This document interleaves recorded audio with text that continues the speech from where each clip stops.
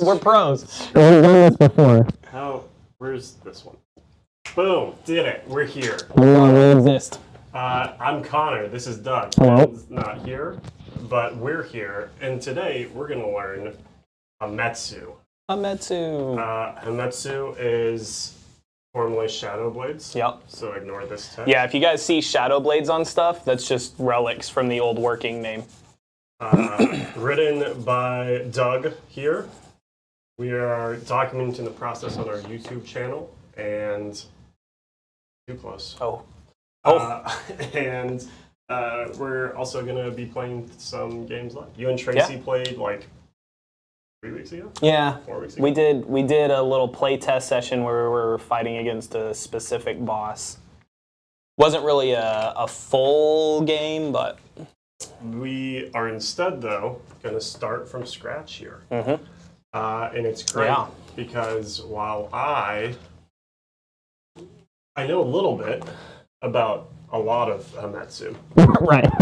I haven't played a game, and I haven't done all. I haven't played Hametsu. Right. I just know of Hametsu. I would like to get better acquainted with Hametsu. So we're going out for coffee, me and Hametsu right now. Yep. And we're going to learn a little bit about each other. Nice. On a date. Nice transition. Okay, so Kosu, hello. Schnitzel, hello. Yes. Thank you guys for being here. Let me also do that. I know Hametsu in theory as well, Kosu. That's about the extent of it. So the first, what is the first step? What do we do first? Hametsu is a solo co-op game, and it's made for 1 to 4 players. I brought in a good pencil because it's not. Look, don't tell me about my sharpened with a knife pencil. Okay. Hold this up and look, it's fine. See, it looks fine. Okay, Here, I'll do this. Let's get to it close. Since they're mad. Look, here's my pencil. That's Here's with this pencil. It's 100% usable. I don't know why, but it irks me. It irks me. Is it not that pencil right there? No, that's a big pencil. Oh. Don't worry, I have 2 others in my office. Anyways, you talk about Hametsu. Yeah, so Hametsu is solo/co-op. And my voice is overloading some. Let's see if we can turn some. Can you believe that guy's using that kind of pencil? Mic sensitivity down just a little bit. Yeah, I can do that. Hello. Does that sound a little cleaner? I can also... -6. Maybe that's a little bit better. Hello. That a little cleaner? Was it just Doug's mic? I don't think so. Oh, I guess so, yeah. Here, maybe if I move it to the outside. So it's not like... Yes, it's better. Okay, good. All right, cool. So I'll do... Yeah, I'm clipping yellow. What are you clipping? Hello.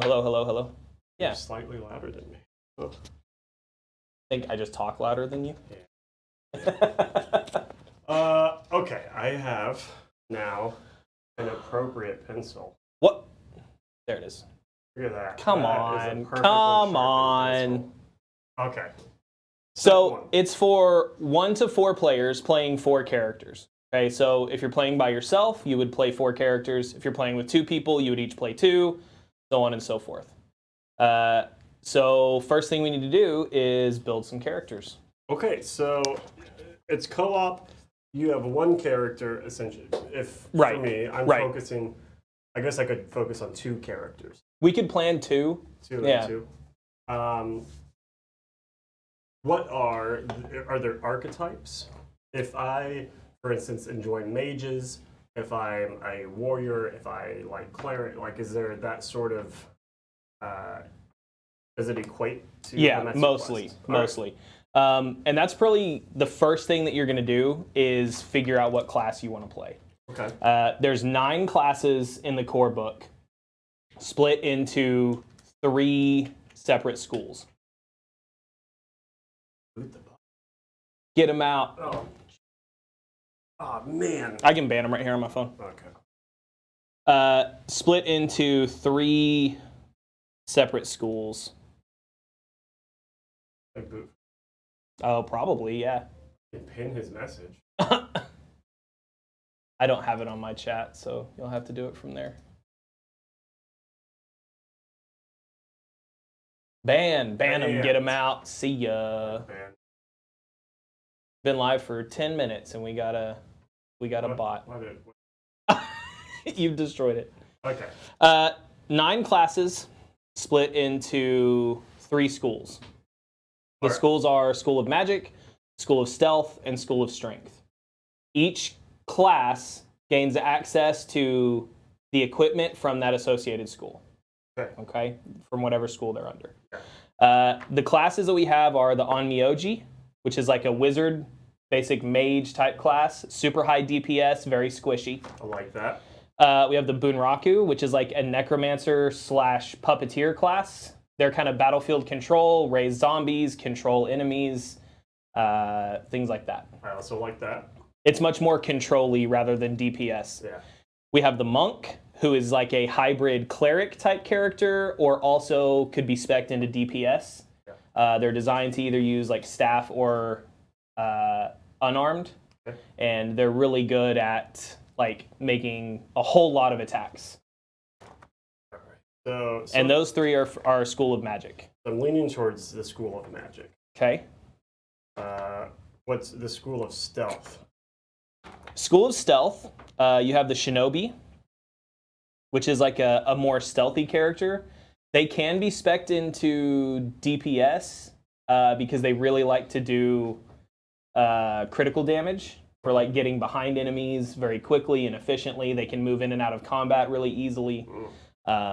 So they can definitely hold their ground in combat. All right. You have the Mitagi, which is like an archer / hunter character. These are like your typical archers. One build of it is like straight archer, high-powered shots. The other is like a trapper. You set down these little trap tokens on the table, and then as enemies run into them and you funnel them into places, they do certain things, the different traps. Okay. And then you have the geisha, which is like, we use the term geisha, but it's not just geisha, it's like performers.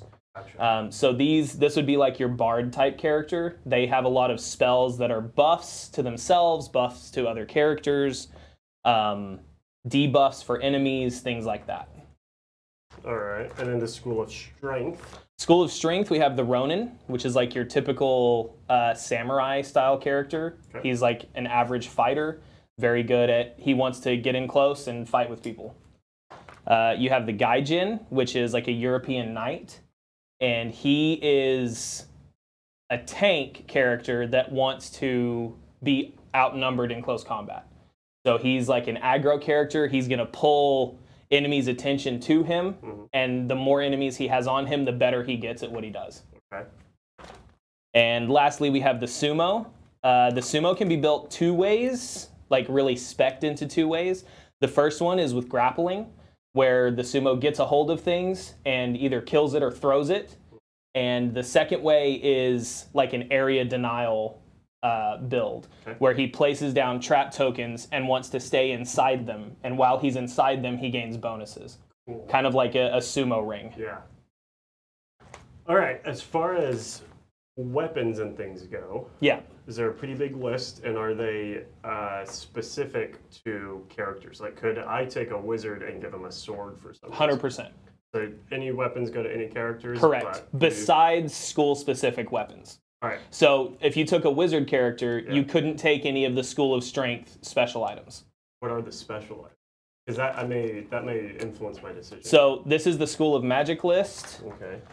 The School of Stealth list is right here, and the School of Strength list is right here.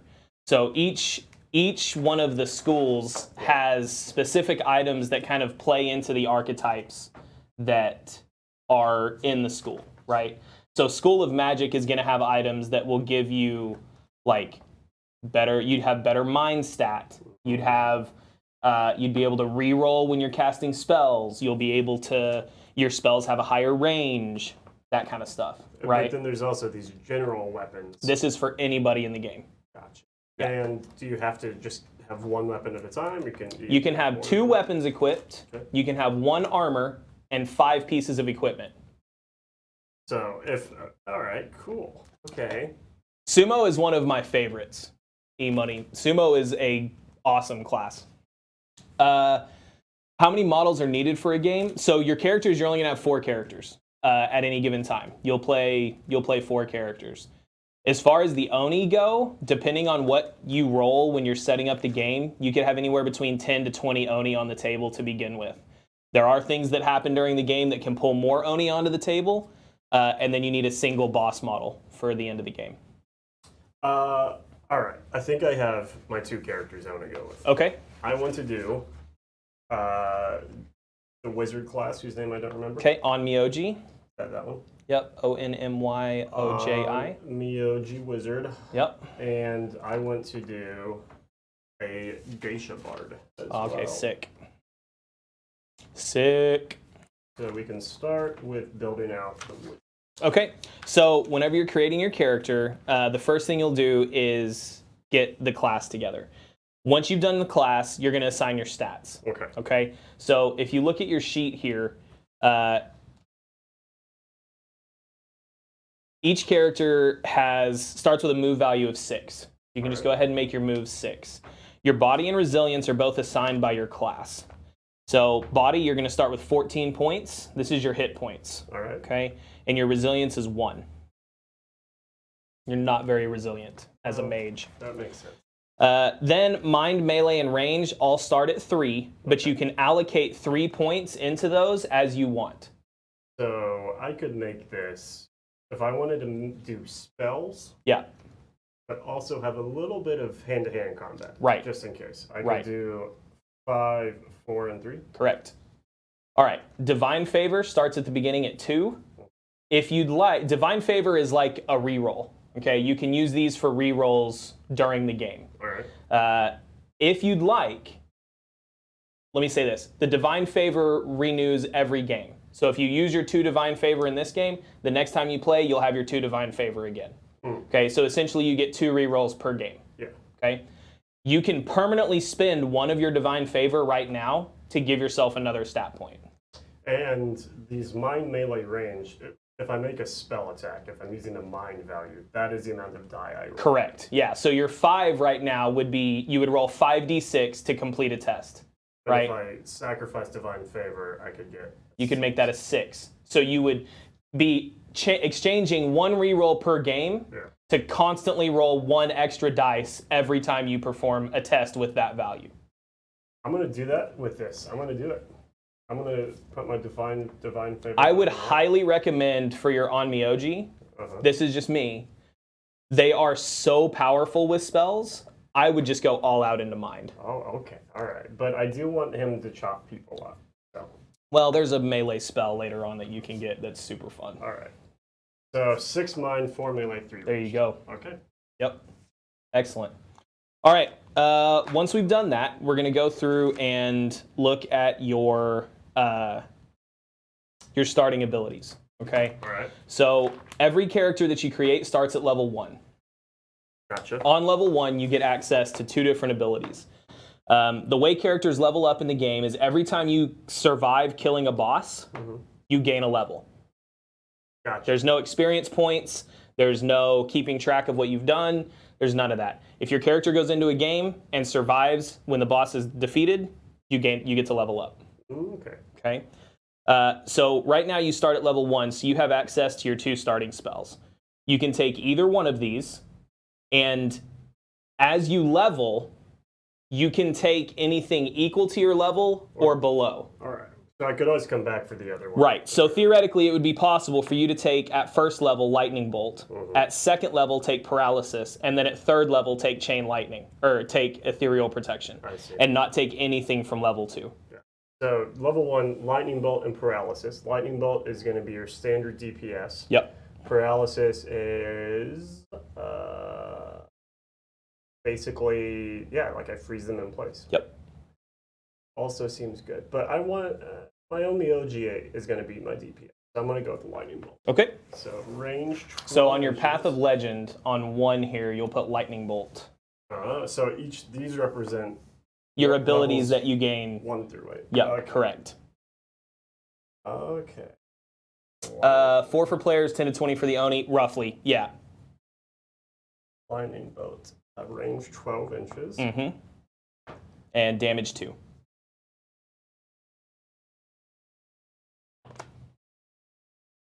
Okay.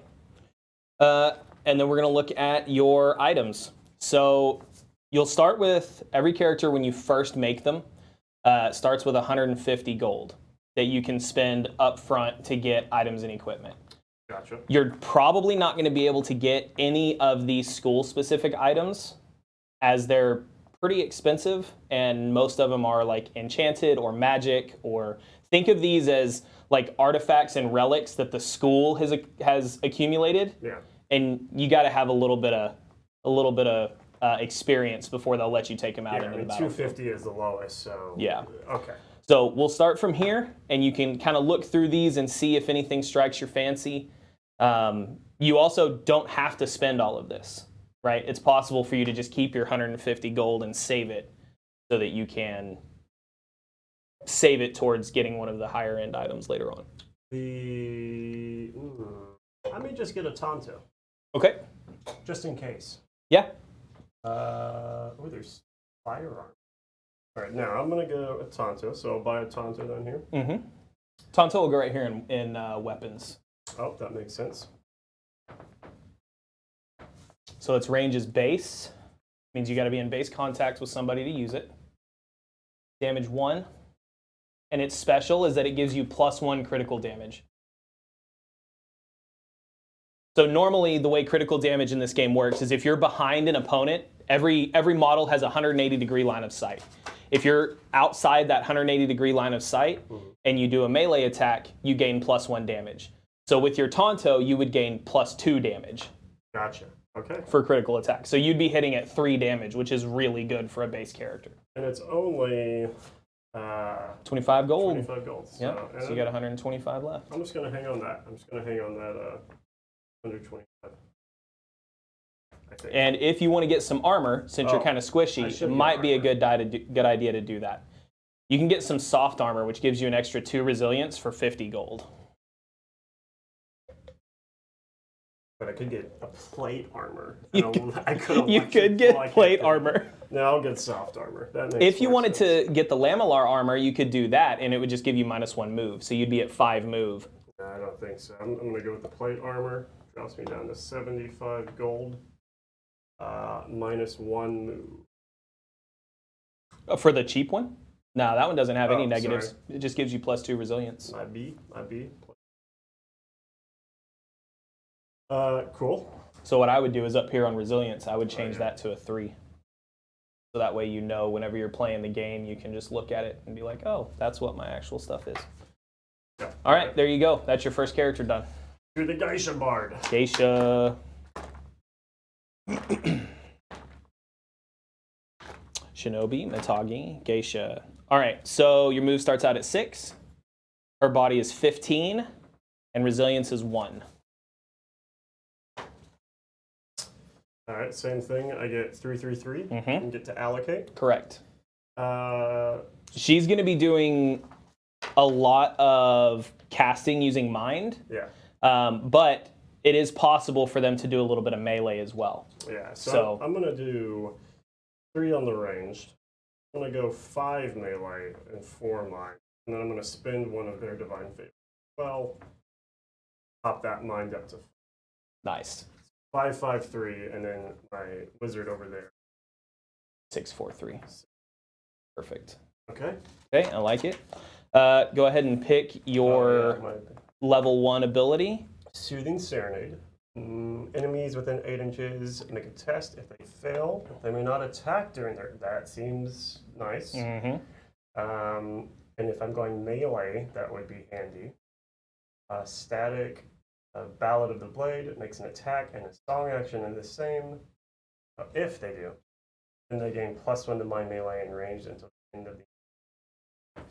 Ooh. So I guess now would be a good time to explain this. There are 3 different types of entries in your Path of Legend. Gotcha. Spells or abilities are things that you have to activate, right? So a spell, most likely we use Mind, and it's like an attack or an ability or something that happens if you pass your test. An ability is the same, but most of the time there's not a test, right? Okay. It's something that you have to say, I'm doing this, but it just kind of happens.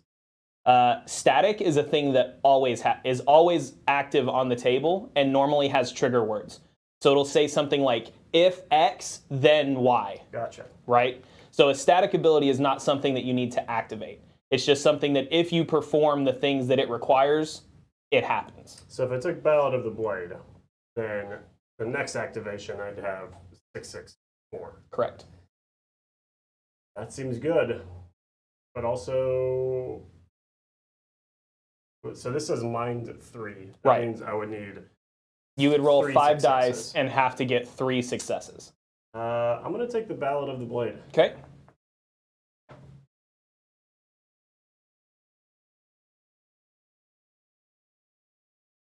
There was a chat up there that I just missed. I want to get back to it.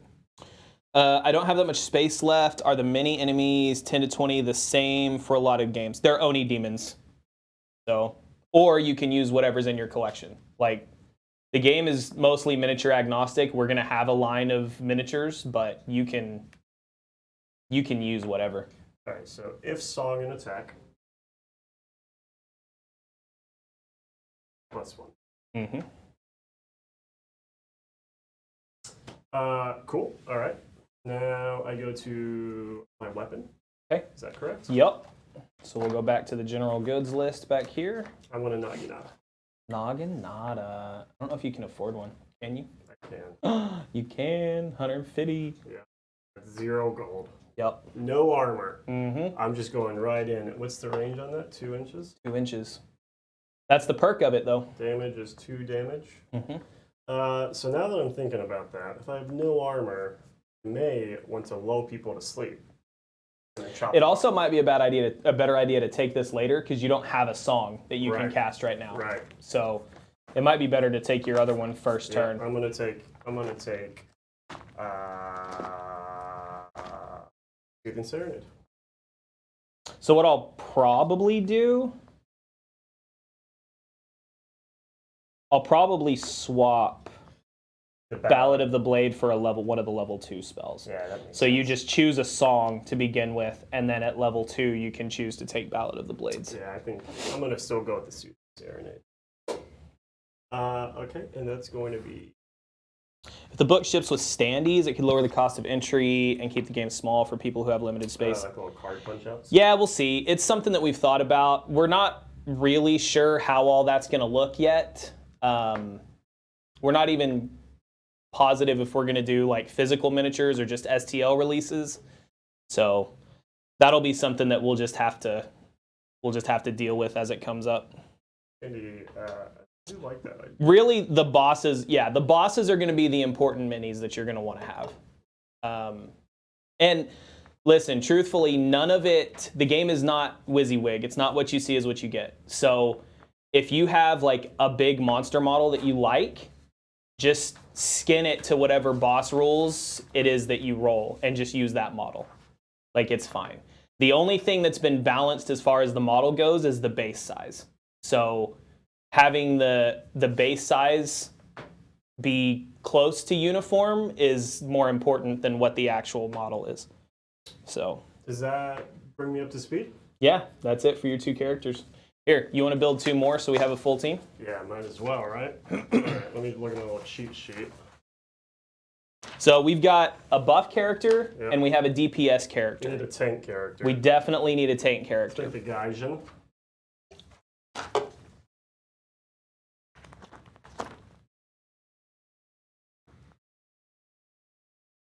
Then I think we'll also go for. I mean, the sumo seems so cool. Yeah. I think DPS. I think. We could do a shinobi. Let's do a monk. Let's do a monk. That's what I was Monk about would to be say. good. I think monk is the best idea. Okay, so we got it. Okay, Gaijin. All right, we've got Gaijin here. Starts with move 6, body 20. Let's give to people a view of what Oh they yeah, that's a want. good idea. Just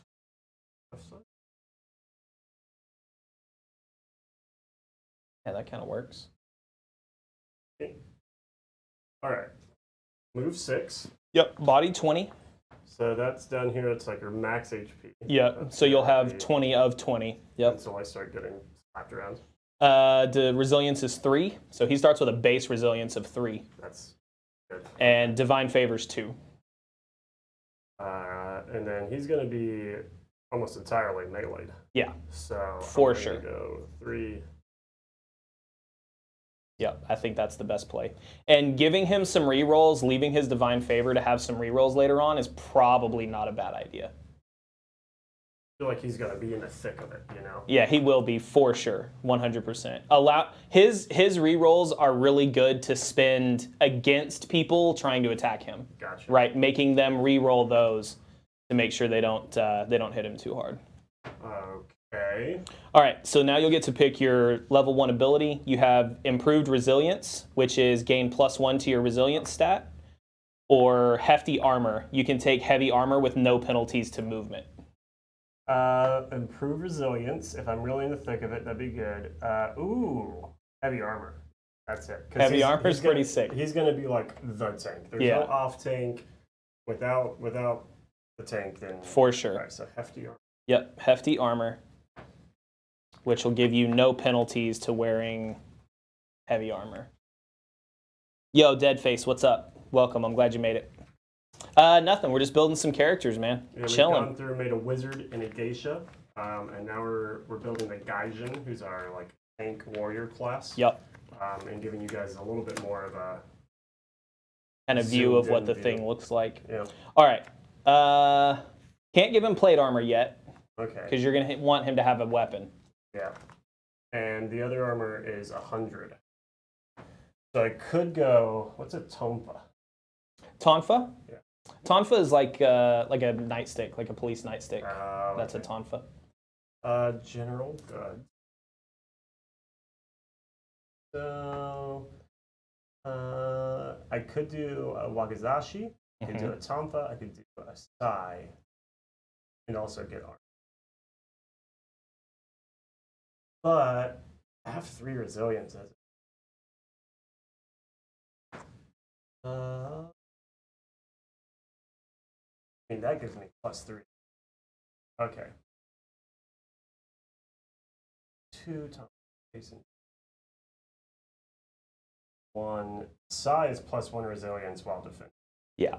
I'm going to go with But it's also low damage. So you're not going to be doing it. You're basically doubling down on your defensive capabilities Yeah. and not being able to do a lot of damage on top. is it, Which is fine. If you've got other DPS characters, you might be like, good with is that. it, if he's the only tank, is it pretty easy to like control aggro in most cases? At level 1, probably not. Yeah. He'll have to get some abilities. Gotcha. But he literally has an ability later that says if an enemy has a choice of who to target, it targets him. I'm gonna go. So- I'm just gonna make this boy real beefy. I'm gonna go with the Sai. Okay?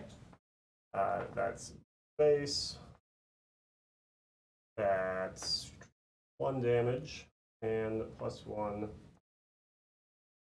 resilience. Wow. Yep. That also lets me.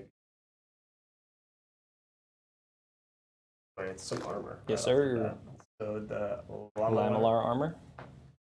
Oh. Resilience is +3.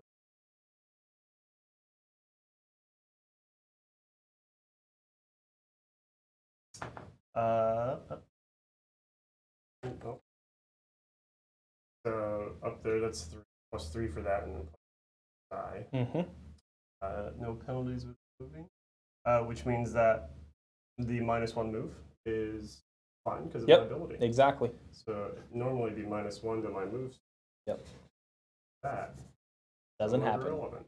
Doesn't even happen. Cool. All right, and the monk. Yep. Let's go to the monk.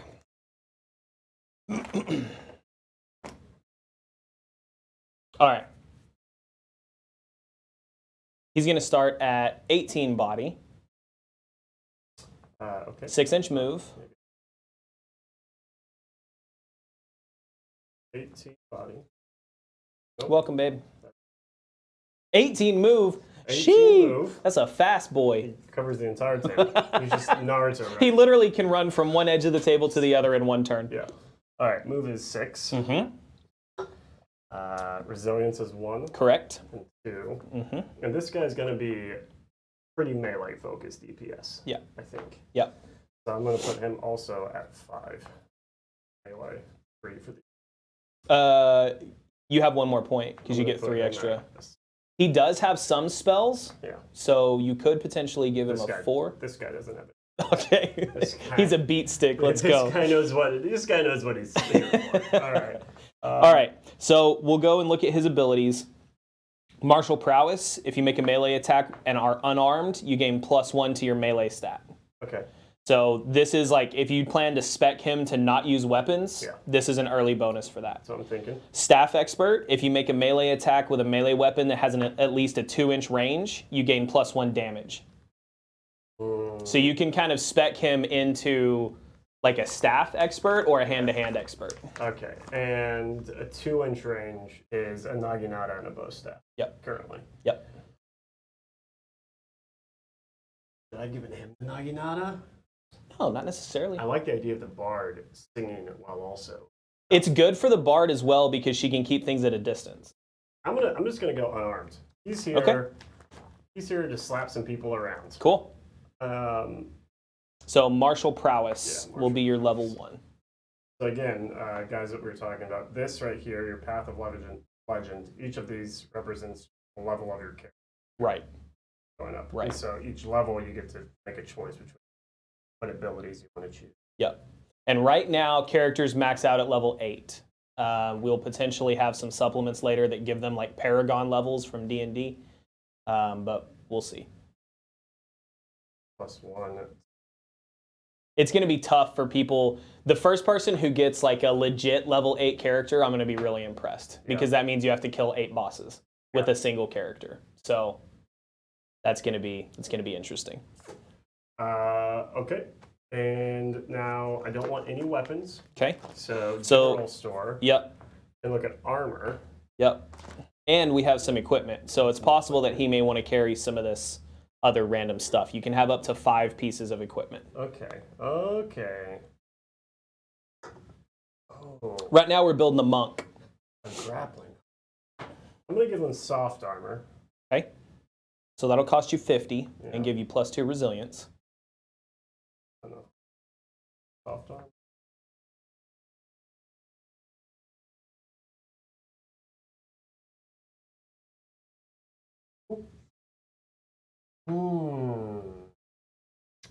I'm gonna kick this guy out. He's gonna be like a ninja wannabe.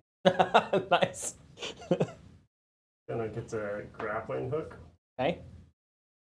So that's up to 12 inches. Once per game. That takes me down to 75. I'm gonna take some sake. Nice. You can take multiples of those, but each one counts as an equipment. I'm gonna take 2 sakes. Nice. And that's 1d6 plus 4. Mm-hmm.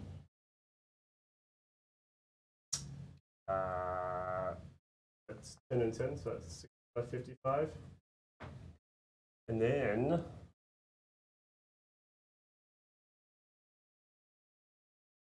caltrop. Feeling good about the caltrops. Trap and 6 inches of the. And enemies who trigger stopped -2 for the next. -2 move is pretty good.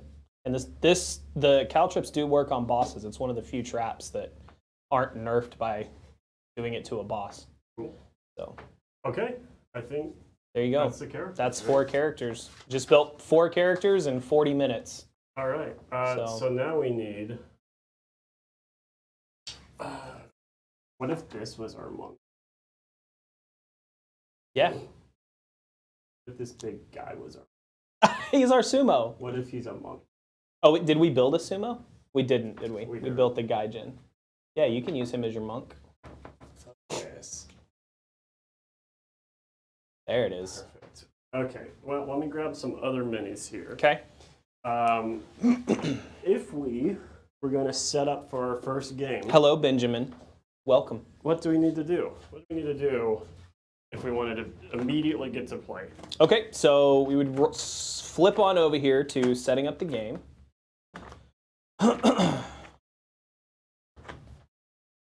And we'll generate a scenario. That's all we got to do. The minis are pretty. Somebody did a good job on those. Those are the first two that we've got. I'm really excited to see more. All right, while we have a little bit of a break, do you guys have any questions about the character creation, about the different classes, anything like that? I'm pretty much an open book right now. There's not a whole lot that, if I don't have an answer, I won't give it to you, but. Yeah, British guy. So when we were at Millennium Con, we had so many people asking Ben if he was British, and it was the funniest thing watching him just die inside a little bit every time. It was amazing. I have gathered the miniatures. I have a question. When are we getting a pretty geisha mini? Hopefully soon. Hopefully soon. I have a wizard, Okay, a drunk monk. nice. Get over on this side. Yeah, okay, so here we go. We have our wizard mini. Yep. We have our gaijin. Mm-hmm. That's a cool gaijin mini. That's a good one. We have Shout out Sean Sutter. we have our this is our geisha bar. Because it has the naginata. Yeah, Well, I mean, she has armor too, Yeah, so that makes sense. it's a he. He has armor. It's a gay she. Gay him. Canceled. Oh, jeez. And then this guy is our drunk monk. These aren't grenades. These are sake bottles. We do have a cool geisha mini. Go get the cyberpunk geisha. Yeah, but he doesn't have. She doesn't. Oh man, that's so confusing. Why is it confusing? Because I just want to use the naginata. Okay, it's fine. It's fine. It's fine. We don't care if Ben's mad. Ben can be mad about our miniatures choice. Okay, here we go. This is a naginata, but it's hidden as an umbrella. Oh, it's like an extendable naginata. Amazing. It's Don't mind the gas mask. That's definitely period. Yeah. Did you watch the Star Wars animated series on Disney Plus? Mm-mm. So there's a really cool. I think it was Video Trigger maybe. But there's a Japanese Sith Lord girl. Oh, I think I've seen She has an umbrella, but each spoke. I've seen I've seen that lightsaber. clip. It's pretty cool. Super cool. Pretty cool. Cool. So that's our crew. Yeah, there they are. All right. So, what if we said, let's set up the umbrella knot? The umbrella knot. The umbranata.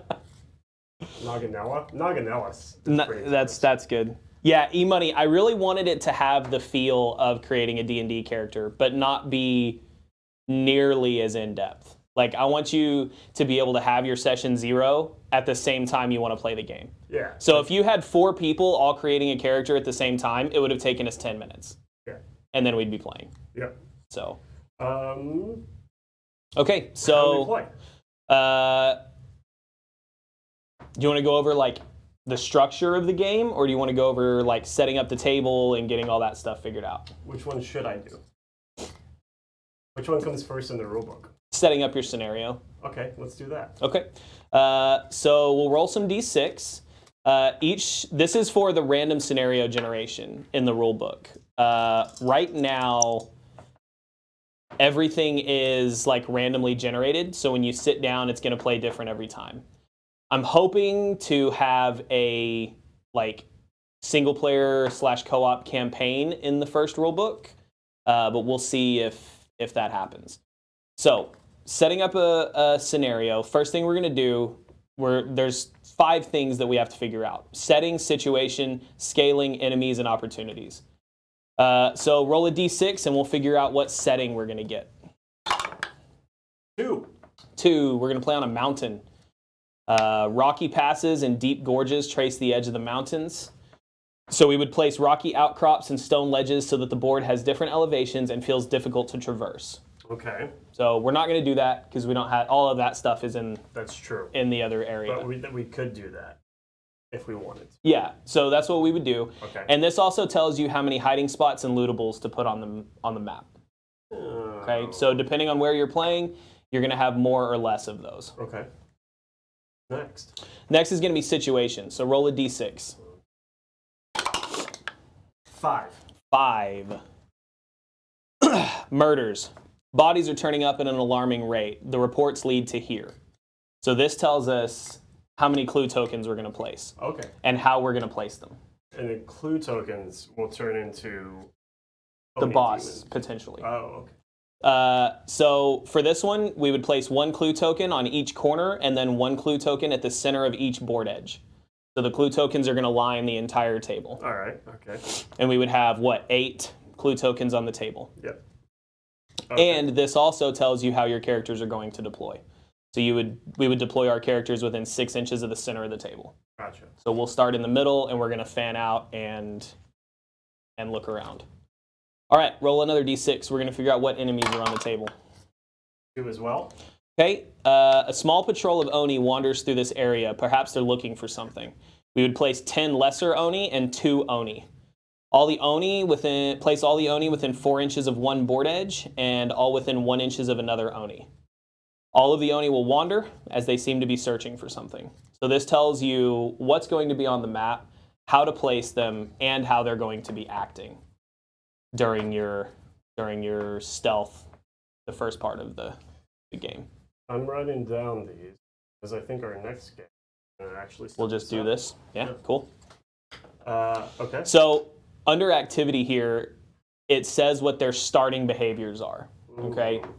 So now is probably the best time to go into kind of how the game works. When we first start the game, we will be in what's called stealth. Okay. So the enemies won't know we're here, and they're going to be acting according to their starting behaviors. Okay. So the enemies tab tells you what those starting behaviors are, right? So as an example, if you rolled a 5, the Oni have set up a fort at this location and seem to be ready to fight. On placement, it says place some barricade terrain around an 18-inch circle in the middle of the table to represent a fort. Place the Oni captain and 1 Oni shaman in the center. Place the rest evenly around the perimeter of the fort inside the barricades. The Oni captain and the Oni shaman in the center of the table will dawdle. All of the others will stand guard. And dawdle is a keyword that tells Correct. you how they're moving. Yeah. around. So later on, when you go to the enemy actions section, all of this stuff is broken down into what each one of these things means. Cool. So standing guard means that they're just going to stand and watch, but they check for stealth at 24 inches rather than 18 inches. They're like really peering. They're looking for something. Yeah. And dawdling, you move D3 inches in a random direction.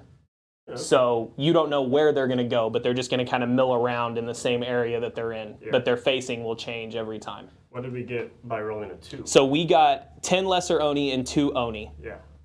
All of them are going to be within 4 inches of one board edge. So that's random. We'll randomly decide what board edge. All of them will wander as they seem to be searching for something. Wander is 4 inches. So once it starts, they're just going to move 4 inches in a random direction. As a group or individual? Individually. Okay. Each one of them will move 4 inches randomly. They're spreading out. They're a comb in the woods. Correct. Okay. What's next?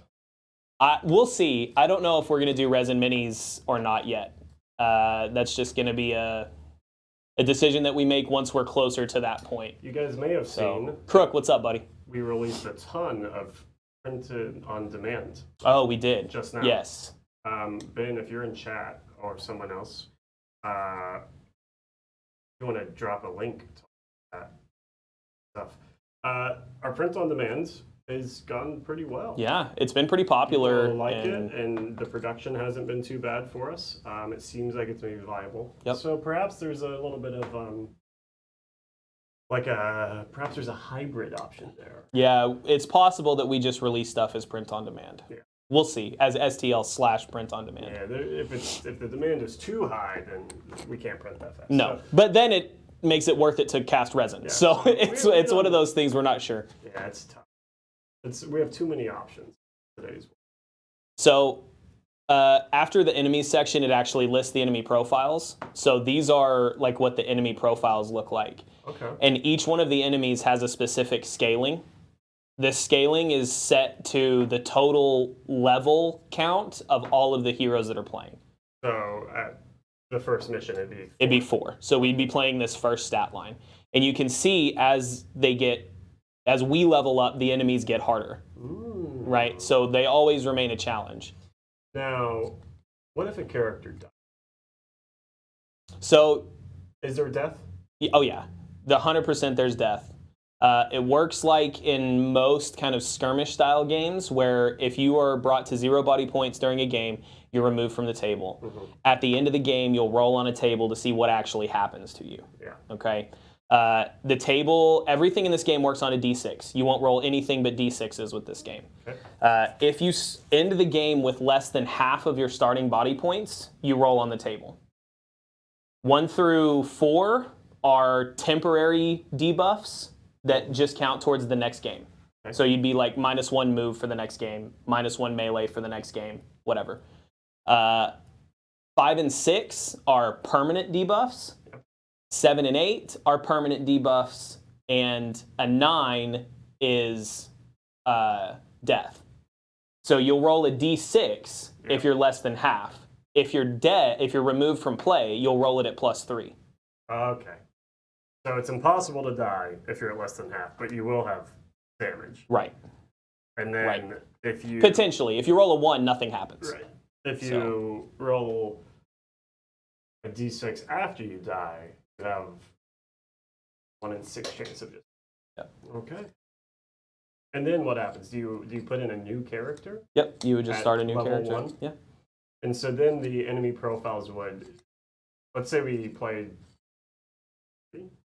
Yeah, we played 3 missions. Right, so we would be at total 12. Level 12. And then we failed that mission, and someone died. Right. So we put in a new character at level 1. Right. That would only be level 10. Right, so it would drop us back down to the basic level enemies. Easy difficult. Correct. Oh. Yep. Okay. Yep. So that's right now. There's 5 different basic enemies in the game: Lesser Oni, Oni Lookouts, Oni Captains, and Oni Shaman. Lesser Oni are like your little thug boys. Not very good weapons. They're not very good really at anything, but there's a lot of them on the table most of the time. Oni are your like average enemy. What most things are balanced to is Oni. Oni Lookouts are Oni archers. Most of the time, if they're in a game, they're going to be standing their ground and looking, and they're not gonna like try to engage you in melee. They're going to move away and take shots at you. Yeah. Oni captains are like lieutenants. They're a little better. They've got naganatas. They've got better range. They've got better damage, better melee stats, and each one of these guys has a special rule that interacts with other Oni around them. So like, for example, the captain, his special rule is if the Oni captain deals damage to a character, one random enemy also engaged with that character can make a free melee attack action against that character. Mm-hmm. So if the captain damages you, one of the other things in contact with you is going to damage you, right? The lesser Oni say if there are more than one lesser Oni within range of a single character, each of those lesser Oni get +1 melee. So if lesser Oni outnumber you, they're going to be a little better. So they all kind of have things about them that change how they operate. Yeah. Okay, so we figured out our enemies. Yep. Set up for us the enemies. Yep. Now we're going to figure out what opportunities are going to be on the table. Go ahead and roll your d6 again. Right. 2. Lots of 2s. Distinguished leader. You'll randomly place an Oni captain on the table. This model is considered the leader. He is +1 to melee, mind, and resilience. If the leader is killed, the players each receive reward 1. If he is looted as well, the group receives an additional single reward 2. Okay? And then over here in this far right column, you have what the rewards are. So if we manage to kill him, each character gets 50 gold, and it won't have the XP because I've removed the XP system. Yeah. So each character will get 50 gold. If we manage to loot him, instead of rolling on the lootables table, we will receive 1 +1 katana. Okay. So a +1 katana would be a katana that does an extra damage. This is just an elite enemy who's not the boss. Right. Who potentially gives us pretty good loot. Yep. Okay. Yep. So the opportunities when you roll those, it just gives you like a secondary mission. We had talked a little bit about last night, what happens if you can't beat the boss. Yeah. Well, this gives you an opportunity to at least make some progress towards your characters, even if you're not going to be able to defeat the boss. So if the boss comes out and you realize it's a stalemate, or you're overmatched, or you don't have the equipment for this, or whatever it is, you can forfeit the game, but still maybe have completed your opportunity so that you get a little gold or another weapon or whatever. Roll up the next scenario. Yep. Try it out. Exactly. Hope you don't get the spider boss. Yeah, right. Exactly. Okay. Yep. Cool. All right. The last thing you would figure out is the boss. Now, we're not going to roll for the boss until that happens in-game. Okay. And there is... All right, so we have these clues. Yeah. We have our people, we go to the clue. Do we search it? Do we inspect it? Yep, you just spend an action to interact with it. And based on that result, you get what? What kind of results when you interact with this? Oh, I'm missing a thing here. I forgot. One of them is obviously the boss. Right. So here's your clue table. Oh, okay. Right here at the bottom and then on to the next page. I ran out of protectors when I reprinted the book. Okay, so yeah, strange smell, blood trails. 9+ spawn the boss. So every time you go for a clue, then it adds something to Correct. the next clue. Each clue that you have interacted with gives you +1 to this roll. So in order to roll a d6 and find the boss in a normal situation, you'd have to interact with at least the 4th clue. At least, yeah, you have to. You could find them on the 4th. Not necessarily. There is one of these that gives you +2 to subsequent clue rolls. So if you roll this, you could find it on the 5th. I see. Or the third. Yeah. Yeah. Okay. Yeah. Okay. And these clues can potentially spawn more Oni. They can be a trap where you take a little bit of damage. Can they stack? Like if we found blood trails on the first clue. Yeah. And then the next one was blood trails. We rolled a 2 and added 2 and got blood trails. Yeah. Would we be adding +4? 100%. Yeah. So on the third roll, you could then roll. Yeah. So like as an example, if you rolled Muddy Tracks as your second one, which spawns an Oni Captain and an Oni Shaman. Yeah. If you rolled it the second time, you would do that again. Right? Yeah, so even if so each mission is going to be drastically different. 100%. 100%. Yeah. That's fun. It also gives a ton of, this is what you're mentioning, it gives a ton of creative freedom for like making a campaign. Exactly. Because while each mission is there, if you had a storyline where it's not quite as randomized, you could do a lot of. Yep. Oh, can you repeat the bosses? Yeah. Yeah, 100%. I don't think we even went over them quite yet. So we can go through the bosses. I think the only one that we've really like shown off is the Shikigami, which is the angry spirit that me and Tracy fought against last time. So what happens is you go through these, and once you roll the 9 and the boss appears, you roll to see what boss you're going to get. Okay. So for example, let's go ahead and roll a d6, and we'll see who we're going to fight against. 2. 2. So I've only rolled 2s today. That's a loaded die. What is 6 and 3? 2 and 2. 2 and 2. These guys are 6 and 4. Amazing. 1 and okay. So it's just you. Yeah. All right. Okay. So a 2 is a Daitengu, which is like the large, super powerful Tengu creatures. Okay. So that's who we would be fighting. What does this thing look like? You know the like Japanese demons that have the red face and the big long nose? Yeah. It's those guys, except with wings and a really big sword. So they're kind of gargoyle-esque. Kind of, yeah. In Japanese mythology, Daitengu are like master swordsmen, and they would kind of go around challenging warriors to see who could defeat them. Okay. So in this, he plays on I think he's on a 32. Yeah, he's on a 32 mil base. He'll only be slightly larger than the characters. And he fights with a really nice katana. Okay.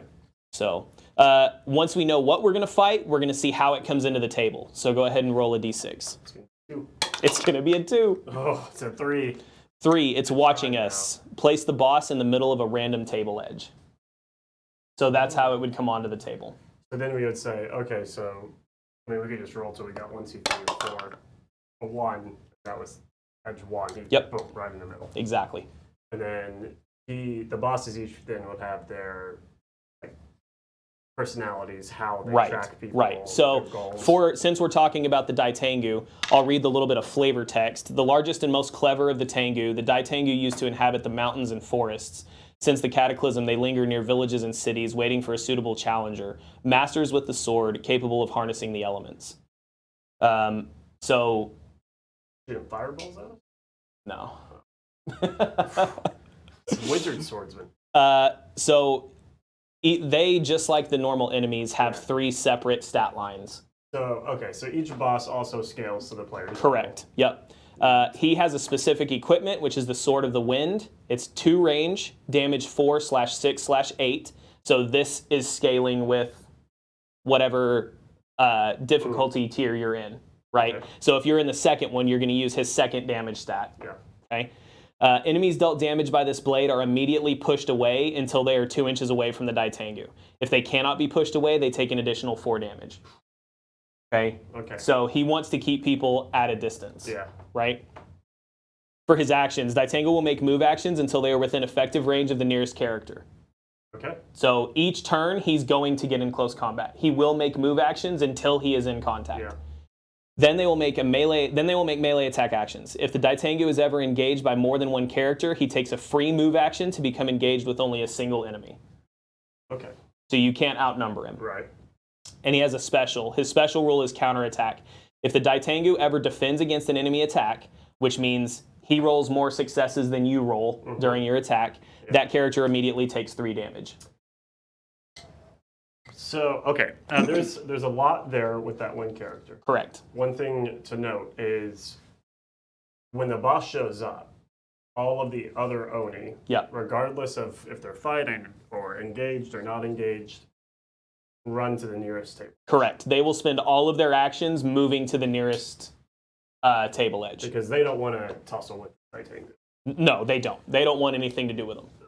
And that's one thing to note, is that in this, the Oni are kind of like an omen of there being bad things around, but the core bosses are not connected to the Oni in any way. They are definitely not each other's friend. So when the bosses show up, the Oni are going to hightail it. So they don't want to have anything to do with them. 2 phases. You have the clue hunting and Oni killing phase. Yeah. And then the boss shows up. Yeah. There's kind of 3 phases, because you have the Oni hunting while you're in stealth, and depending on the characters that you've built, you may want to try to take out as many Oni as you can without them even being alerted to where you are. If you're playing a super aggro group, you may want to just go in guns blazing and just attack things, right? So you have the stealth portion, and then you have the portion where the Oni are actively targeting you while you're trying to get clues. Yep. And then you have the portion where you're fighting the boss. Okay. What is the HP like on the boss? So this boss starts at 70 body. Okay? Our tank character starts at 20. So they're significantly tougher, but you also have 4 characters versus one of these. Yeah. Now, at his highest difficulty, he has 110 body. Which is a lot, but as you were demonstrating to Ben and I, the wizard did, was it 48 points of damage? Yeah, in one action. That was a level 8 wizard, top level. Right. But he... Using his max level spell. Yeah, he half-healthed a boss. Yeah, the spider boss. No problem. It plays on a 3x3. Yep. But that can be scaled to whatever table you have. If you want to play a 4x4, games are going to be slightly easier because you can move around in stealth easier. So maybe extend your stealth check range from 18 inches to 20 inches to cover up that distance. You could play it on a smaller board, but it's going to be much more difficult to stay out of line of sight of the Oni. So. And that pretty much we would be good to go at that point. Yeah, we'd be playing. I can quickly mention the bosses. Yeah, I'm sure people are interested in that. Yeah. The first boss is called the Aninra, and it's like think of the smoke monster from Lost, right? In Japanese mythology, they were said to inhabit bonfires, and they were kind of a protection spirit. They weren't bad in Japanese mythology. But the cataclysm has made things that people thought were harmless not harmless. The Aninra is probably my favorite boss. It takes 3 actions every turn. The first 2 are scripted, and the third one is random. So after its first 2 actions, you roll a d6 to see what it's going to do. Yeah. Okay. That's cool. Second one is the Daitengu, which we just talked about. The third one is the Shikigami, which we did a little bit before. The Shikigami is like an angry spirit. It's a 25 mil, tiny little dude. And it... That's a lower body. It's definitely a lower body, but it's very hard to stay in melee contact with it. You really need ranged characters to deal with it. Because at the beginning of every enemy turn, it just scatters 2d6 from where it is. It's not a move action. It's just it's just disappearing and appearing in other places. Okay. If we roll a 3, we get a Nogitsune, which is like a demonic 9-tailed fox. This one is like a melee powerhouse, and it's very dangerous up close. You really don't want to sit and bang with this thing because it's super nasty.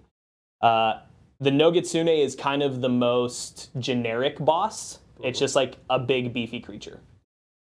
The Komainu, which is like a Fu lion, similar to like a Chinese Fu lion.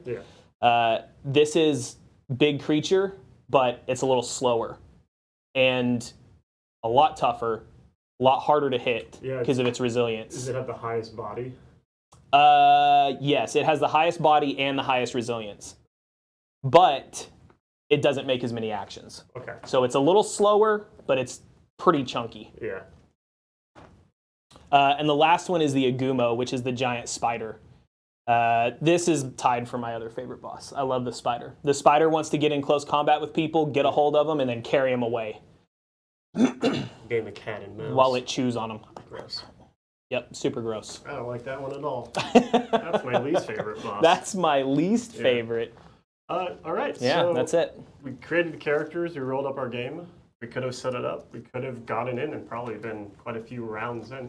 Are there rounds in this game? How does activation work? Yeah, so the gameplay, there is no like game turn per se. Like a normal game, you would count game turns of like our activations, their activations. Right.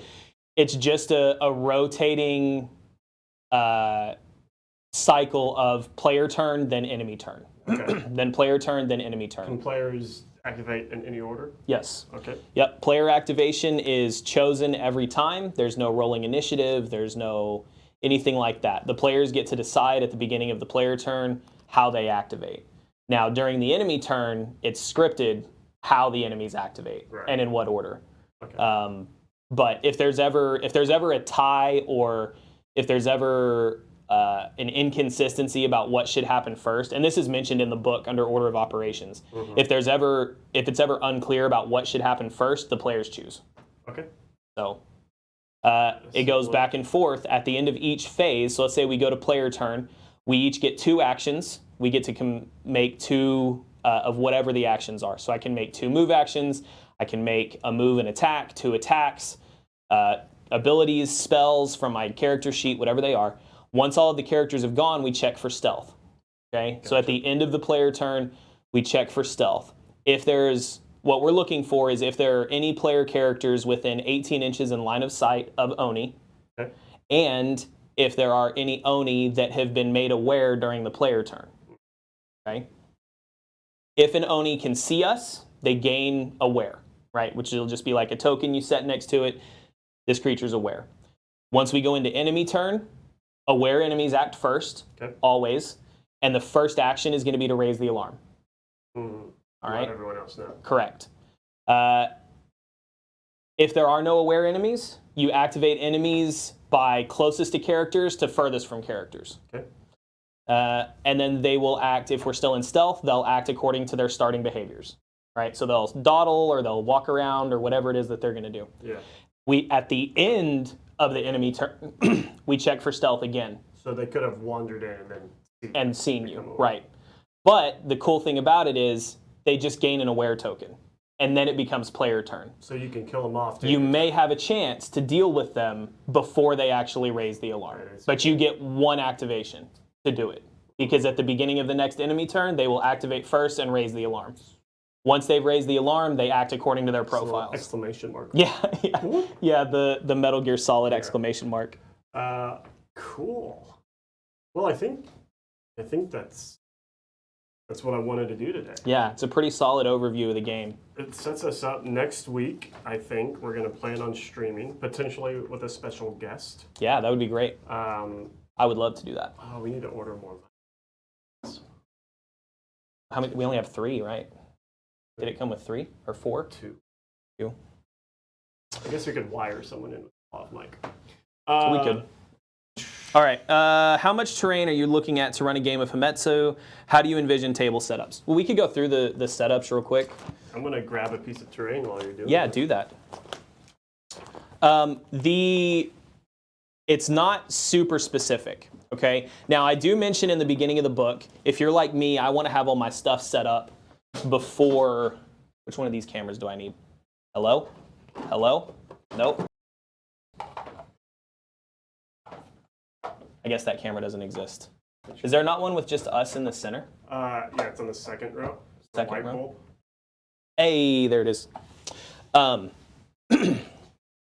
So if you're like me and want to have all your terrain and stuff set up and ready to go before you start the game, I do have a section in the book that kind of talks about the stuff that you might want to have.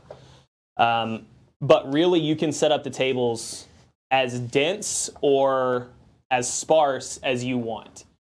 There are recommendations in the settings.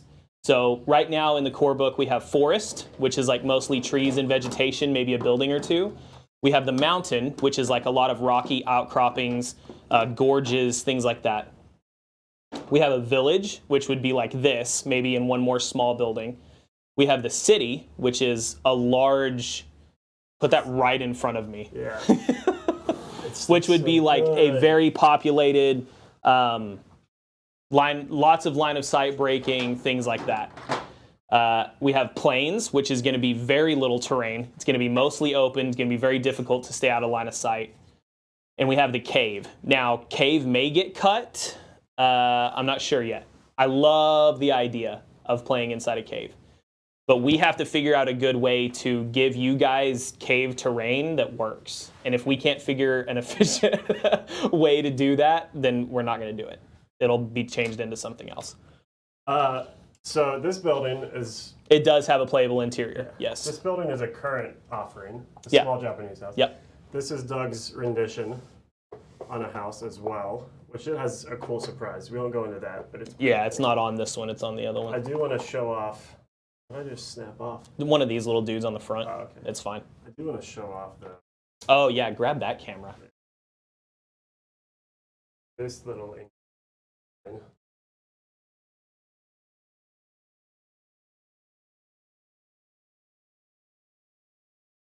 Oh, yeah, baby.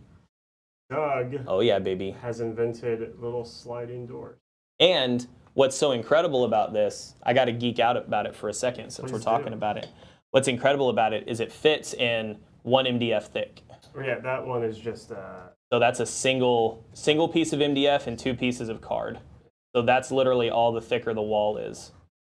It's not like a super thick MDF door. So that's cool. And then, yes, the castle. How do I... Same thing I just asked about. Which does have. Yeah, it 100% has interiors. playable interior. Yeah. All the way down to the basement. So Yep. there's The stone floor is even 1, 2, 3, accessible. 4, 5, 6. 6 playable levels. Yep. Which is So theoretically, you could play a game on like a 2x2 table and just this, because of the verticality of it, it would count as your extra size. Ooh, bit of my grappling hook. I'm not gonna say that I measured it, but I definitely scaled this specifically to allow people to scale it. This drunk guy is gonna be like all up here and then running across the rooftop to attack people. Yep. And when you build these, this distance right here is designed for you to glue it down flat so that they can stand there. Yeah. That was so sketchy to do. Blind. I think this is a low job. It is, yeah. If you drop that, Ben will kill us. Yeah. Ben will kill us. This one isn't broken, which is surprising. So yeah, about the question about how much terrain we need. It depends on what map you want to play. And if you know you don't have a ton of terrain, just don't play the city map, right? Play a village or play plains or woods or whatever. So I think that may be it for today.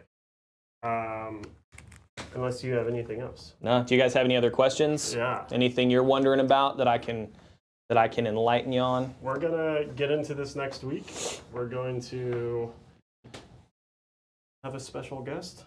Yep. Play a full game, potentially the one we rolled up. He's 100% going to be mad about the classes that we rolled up. We'll have to make a new character. we'll make a proper shinobi character. Yeah, we'll have for to. Our special guest. For sure. But yeah, thanks for hanging, guys. This will be up on our YouTube VOD channel. Yeah, be sure to check out the VOD channel. Ben, if you want to link that. We have our main YouTube channel, but in order not to clutter up the Twitch stuff with the YouTube stuff, we have a Twitch VOD YouTube channel. I'm confused. Who's on first? Exactly. And that will... Are the other Hametsu live streams? Yeah, they will be on the VOD channel as well. So far, we've only done one, and it was just a quick playtest stream of Tracy and I fighting the Angry Spirit boss. But this one with max level characters. The next stream will go up after that, and we'll make it in its own little series. If you can't catch it during the day, you can always catch it at night. There was a question before Ben spammed everything. Are the other Hametsu live streams available in this stream too? I only caught the ending. Was there something else? Backroom? Oh, how does the backroom on the site work? So we don't use Kickstarters, and fingers crossed we'll never have to. The Backroom project and what we do with that is our version of a Kickstarter. But it's done entirely in-house, and there is no funding goal that has to be met in order for it to... If we sold 2 copies of Hametsu, we would publish and send out those 2 copies. Yep, those 2 copies will get fulfilled. What it does is it gives a pre-order window in which, as people are pre-ordering the product, it tracks that amount of money and items ordered, and unlocks things like Doug would want, but we don't know if it's there for you.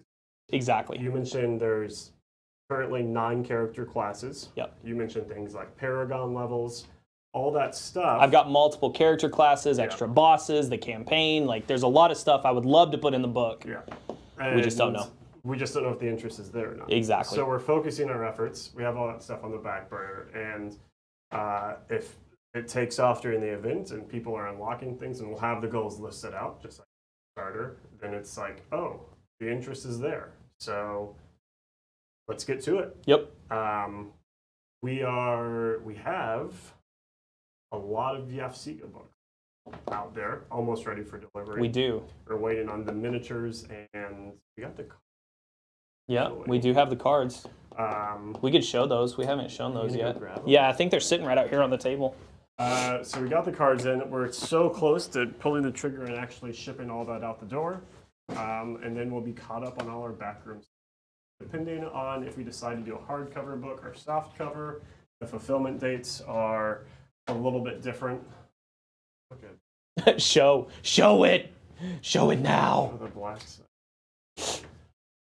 These black site cards are super cool. Depending on everything's. Waking up at 4:30. Dang. Well, we're glad you're here. These are the black site. But that's who cares about those? We talk about these secret cards. Yeah, so we'll unlock things. You can contribute it to it, and hopefully, even if it's a hardcover, we look at shipping out the product within. I think Sega, we're right at. We're on the cusp of pulling it off in 6. Yep. And that includes full hardcover color print. Leo, welcome. Glad you're here. You know, Corey, chat did such a good. Yeah, the cards are very sick. Got the token sheets in. We just are waiting on some resin. Yep. At this point. And Yep. some MDF that we. So yeah, all the stuff is here. We're not scamming you, unlike some other companies that run actual Kickstarters. We will deliver the product, and Not throwing any names. no, but we could because they're out of business now. Boom! Shots fired. Yeah, so I think that's where we're at. Yeah. With Backroom event, that's. Okay, just go for it. Yeet. If you have any other questions, let us know. You can check out our website. I think we have the previous Backroom events listed still. I think so. Yeah, I think you can see them. We've done Don't Look Back retroactively. We kind of counted as one, but Lunar, Sega, Violent Dark, all our Backroom projects, and have all been delivered minus Sega, which I mean could be. Next week? Yeah, within we're counting days now, not weeks anymore. So we're getting very close. We're itching to get it out. I think that's it. January, February, yes. Fingers crossed. January. Yeah. For this event. Late January at the earliest. Because we don't want to give you guys a half finished product. Yeah. So trust me, we're slamming to get this done, but yeah, we're not going to put it out if it's not ready. If we got to push it by a couple of weeks, we'll push it by Yep. a few weeks. But yeah, first 2 months is working. I also want to mention that we are doing a YouTube series on the creation of the game. Yeah. So if you guys haven't seen that, go check it out. It's on the main Black Site YouTube channel. It's super good. Super good. I may be a little biased. Connor hates it. I think it's good. It's great. It's great. I don't hate it. It's my hair constantly been rubbing my mic. It's the whole playback's just gonna be just like a brush of hair. I need a cut so bad. Next amazing. time you see me, I may have my hair cut. So look forward to that. Yep. Face hair reveal after that. It's not. Everyone knows what it looks like. Cool. Any other questions coming? Normally it takes about 2 weeks. Yeah. Yep. Cool. Thanks for hanging out, it. guys. Thanks, guys. If you're at the end, you haven't seen the beginning, check out the YouTube VOD channel. We'll be uploading this shortly, and you can watch it in its entirety. Beyond that, have a good night. Yeah. Hit us up on Discord if you got any questions. Hang out with us.